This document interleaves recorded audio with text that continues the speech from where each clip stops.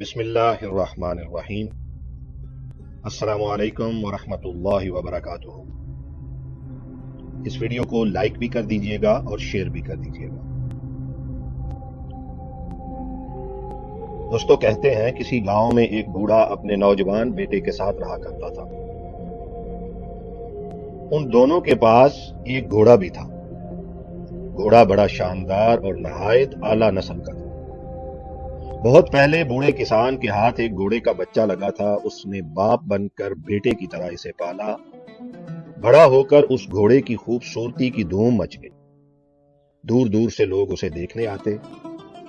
گاؤں کے رئیس نے اسے دیکھا تو پہلی نظر میں ہی عاشق ہو گئے۔ اس نے بوڑھے کو بلا کر منہ مانگی قیمت کی پیشکش کی۔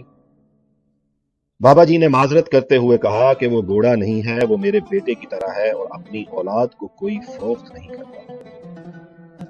اور بھی لوگوں نے خریدنے کی کوشش کی لیکن سب ناکام رہے۔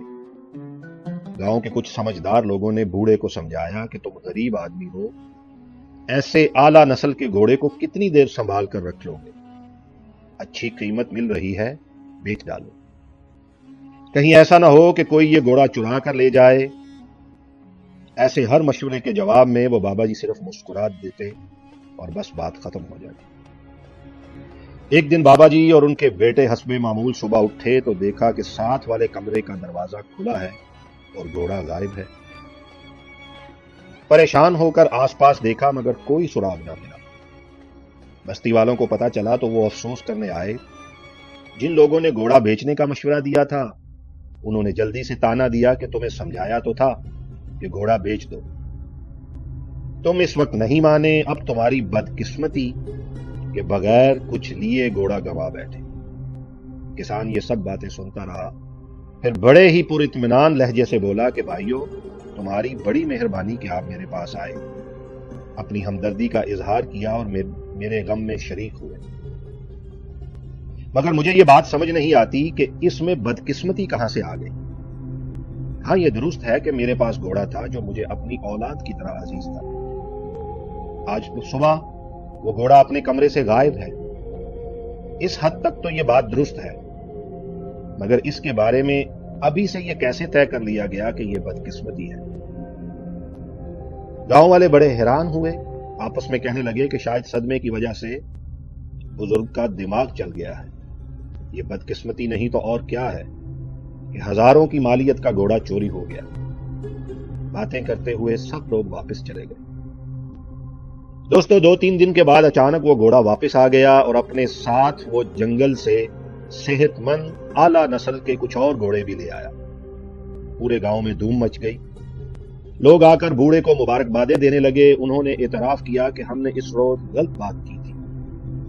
گھوڑے کا چلا جانا بدقسمتی نہیں تھی، اصل میں تو تمہاری خوش قسمتی تھی۔ آج پورے گاؤں میں تمہارے ان سب گھوڑوں کی دھوم ہے۔ کسان نے حیرت سے یہ سب تبصرے سنے اور پھر کہا، بھائیو، مجھے ایک بار پھر تمہاری باتوں کی سمجھ نہیں آئی۔ میرا گھوڑا واپس آ گیا، یہ درست ہے۔ وہ کچھ گھوڑے بھی ساتھ لے آیا، یہ بھی درست ہے، مگر اس میں خوش قسمتی کی کیا بات ہے؟ گاؤں والے یہ سن کر اپنا سا منہ لے کر چلے گئے۔ چند دن گزرے تھے کہ کسان کا بیٹا ان جنگلی گھوڑوں کو سدھارنے کی کوششوں میں مصروف تھا کہ ایک سرکش گھوڑے نے ایسا زخم دیا کہ اس کی ٹانگ ٹوٹ گئی۔ طبیب نے دیکھا بالا اور 3 مہینوں کے لیے بستر پر آرام کی ہدایت۔ ایک بار پھر پورا گاؤں امڑ آیا۔ ہر ایک نے بوڑھے کے ساتھ ہمدردی کی، چند ایک نے صاف گوئی کے ساتھ اعتراف کیا کہ بابا جی آپ ٹھیک تھے۔ ان گھوڑوں کا آنا خوش قسمتی نہیں بلکہ در حقیقت بدقسمتی کا اشارہ تھا۔ آپ کا اکلوتا سہارا نوجوان بیٹا زخمی ہو گیا۔ نہ جانے اب اس کی ٹانگ درست کب ہوگی، جڑتی بھی ہے یا نہیں۔ آپ بوڑھے ہو، تمام کام کاج بیٹا کرتا تھا، اب مشکل ہوگی۔ آپ کی قسمت خراب ہے کہ ایسا ہو گیا۔ دوستو، بوڑھے کسان نے یہ سن کر ٹھنڈی آہ بھری اور کہا کہ یارو، ہر واقعے میں خوش قسمتی یا بدقسمتی نہ ڈھونڈ لیا کرو، جو بات جتنی ہے اتنی ہی بیان کیا کرو۔ میرا بیٹا اگر ٹانگ تڑوا بیٹھا ہے تو اس حد تک تو تمہاری بات درست ہے، باقی خوش قسمتی یا بدقسمتی کا حتمی فیصلہ ابھی ہونا باقی ہے، اور اللہ ہی اس بات کے بارے میں بہتر جانتا ہے۔ 2-3 ہفتے گزرے، اچانک ہی جنگ چھڑ گئی، قریبی ملک کے فوج نے حملہ کر دیا، بادشاہ نے جبری بھرتی کا حکم دیا، ریاستی اہلکار دوسرے دیہات کی طرح اس گاؤں میں بھی آئے اور بوڑھے کسان کے زخمی بیٹے کے سوا ہر نوجوان کو لے گئے۔ گاؤں والے روتے پیٹتے بابے کے پاس آئے اور کہنے لگے کہ ہم تو تمہیں بیوقوف سمجھتے تھے، تم تو ہم سب سے سیانے نکلے، واقعی تمہارے بیٹے کا حادثہ بدقسمتی نہیں تھا، سچ پوچھو تو تمہاری انتہائی خوش قسمتی تھی۔ ہم سب کے بیٹے جنگ لڑنے چلے گئے، معلوم نہیں واپس بھی لوٹتے ہیں یا نہیں۔ تمہارا بیٹا تو چلو 3-4 ماہ میں ٹھیک ہو جائے گا۔ بابا جی کے پاس سوائے سر پیٹنے کے کوئی چارہ نہ تھا۔ بیچارگی سے انہوں نے کہا، بھائیو، اگر تم لوگ اصل بات کو سمجھ لیتے تو کبھی اتنا پریشان نہیں ہوتے۔ ہم سب بہت جلدی کسی واقعے پر خوش قسمتی یا بدقسمتی کا ٹھپا لگا دیتے ہیں، حالانکہ یہ سب تصویر کے چھوٹے چھوٹے ٹکڑے ہوتے ہیں۔ ہم میں سے کسی کے پاس مکمل تصویر نہیں ہوتی، بس تصویر کا ایک ٹکڑا ہی ہوتا ہے۔ اس ٹکڑے کو مکمل تصویر سمجھ لیتے ہیں۔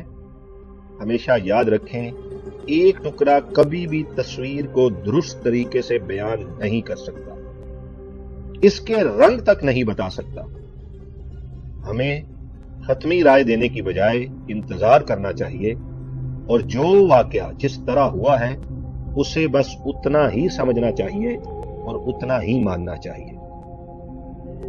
بابا جی نے فرمایا کہ دوستو، ہمیشہ ایک بات یاد رکھو، اصل خوش قسمتی اور اصل بدقسمتی تو اس دن ہوگی جس دن ہمارے جنازے اٹھیں گے، جس دن یہ تصویر مکمل ہو چکی ہوگی، جس دن ہر تصویر میں رنگ بھرا جا چکا ہوگا، اور ہم اپنا نامہ اعمال لیے اپنی قبر کی طرف جا رہے ہوں گے۔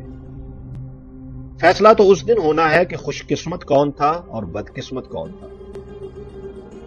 چھوٹے چھوٹے واقعات کو دل پہ لے لینا اللہ کی رحمت سے مایوسی کا سبب بنتے ہیں۔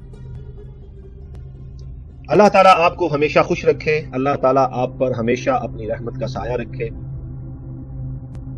ہمارے چینل کو سبسکرائب کر لیں، بیل آئیکن دبا دیں تاکہ آپ کو ہماری نئے آنے والی ویڈیو کے نوٹیفیکیشن بر وقت ملتے رہیں۔